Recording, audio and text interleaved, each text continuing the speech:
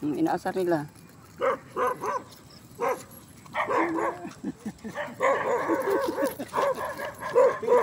Namiss ka na nila. Ayun. Ayun na ng ayun ng nanay sa anak niya.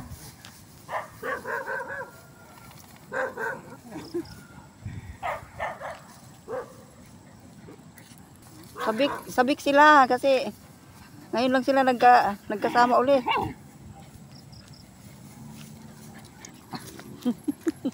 Kailangan di may banding kasi sila.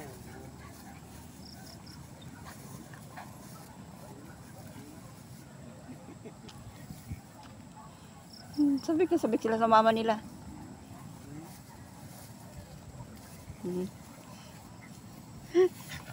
Bahala ng mga ano.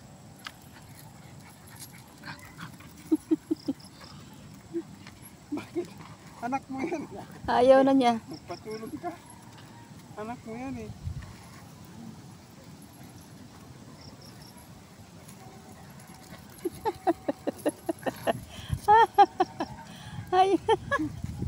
Ayaw na niya sa mga anak niya. Mas gusto niya padidiin yung pusa.